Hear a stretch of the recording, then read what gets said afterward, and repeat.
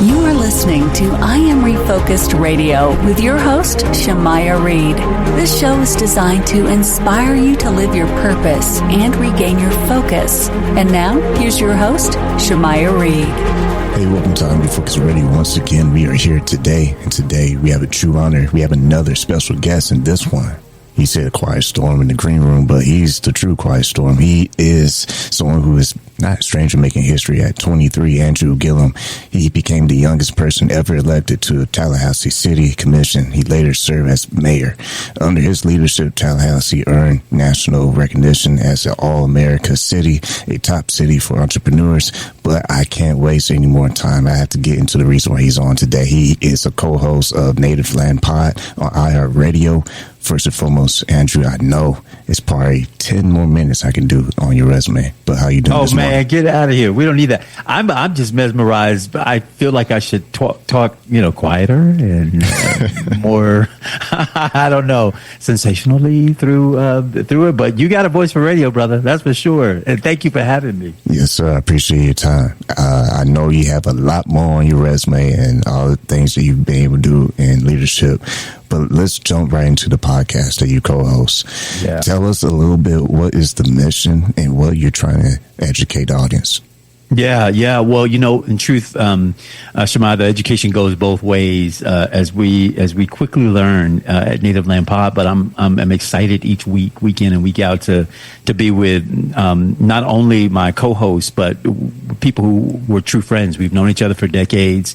When we were real young bucks, out trying to thrive and live our best lives in our early 20s. Angela was on Capitol Hill at the time when I first met her. Actually, I first met her, and this is probably TMI, because she and my childhood best friend were in law school at the same time and were part of the National Lawyers, so a young up and coming lawyers organization, and dated. And when they broke up, Tiffany and I stayed friends and have been friends ever since. And that's Angela and I. And then Tiffany, same situation, where minus the dating a friend, we worked together when I was young. She was a young journalist and I was a young elected official coming out of Florida.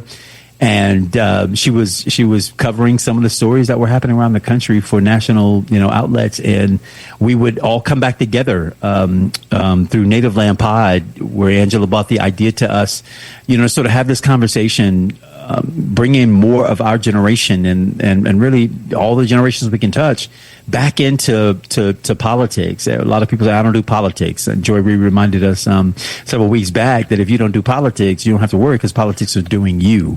And that's a requirement for you to plug in, because what's being decided is impacting you not just every election cycle, but every day in and day out. And we try to demystify for people, what they hear from national outlets and from politicians themselves, which is it's just complicated. It's nuanced. It's very different. Well, it's to their interests to have you believe that this is beyond your reach.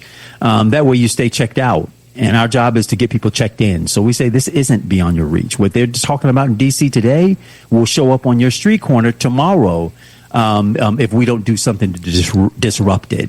And I know from having served as an elected official and run for governor of the third largest state in the United States of how difficult every day is for people to just, keep a roof over your head, food on the table, clothes on your and your kids' backs.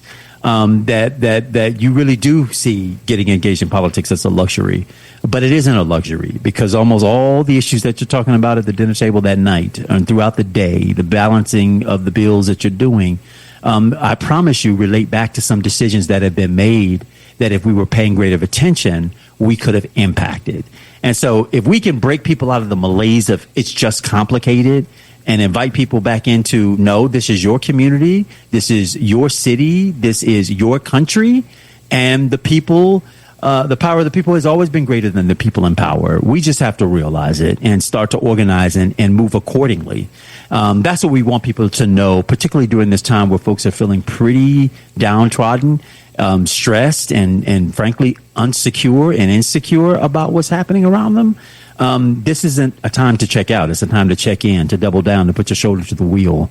And each week we try to bring topics and conversation just as we will be having them amongst each other as friends, We do that over the podcast, and we try to invite the listeners into that conversation with us, every time. And we do it through humor and laughter and fun, but also through seriousness and a commitment to facts and truth. And whether you agree or disagree with us, you can certainly arise saying that it was a nuanced conversation. I saw or heard perspectives that I didn't understand, appreciate, or hear before. And from that, we could build. Once again, listen on Refocus Radio and talking to our guest today, Andrew Gillum, co-host of Native Land Pod on iHeartRadio. My last question I want to squeeze in real quick is the phrase reclaiming home. That hits deep. And to your point, there's a lot of voices on social media. I mean, it's a buffet line. Just pick your pick and, you're right there.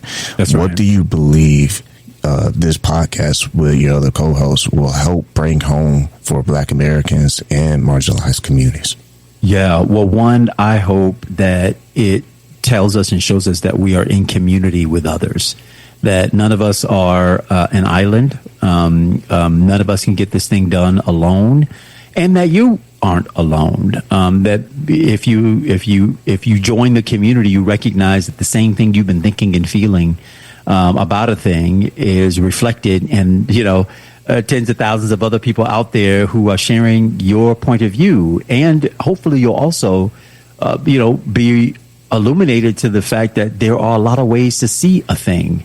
We, between the three of us, me and my co-hosts, we can look at the same outcome of a thing and have a whole bunch of different inputs from where we stand. So we are trying hard to build community, and not isolation, which is what a lot of us tend to do when we're under deep stress and are feeling insecure where we are. And then I think, very importantly for us, we want people to know that these things, these issues, these problems are not too big for us.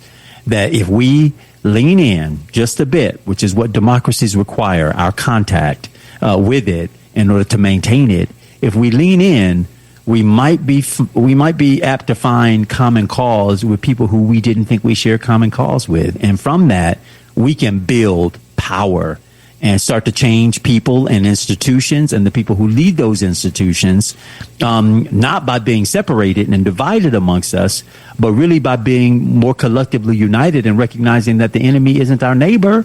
It isn't the person who even has a different party affiliation than us. It's a set of institutions that are co-conspiring to create an outcome. And oftentimes that outcome is not in the everyday folks' best interest. So if we don't mobilize and get organized and start to respond, we're going to wake up realizing that we are waking up in a completely different place and environment and form of government than what we thought we had when we laid down. So yes, you must rest and sleep, but you must sleep in shifts right now. And Native Land is here to try to break that down and keep us in community with each other so that we can actualize the truism that the power of the people is greater than the people in power. Once again, talking to Andrew Gillum, co-host of Native Land Pod on iHeartRadio. True honor having you on today. Like always, want to say thank you for your time, man. Oh, man, Shemaiah, thank you, and keep doing what you're doing, brother. Inspiring.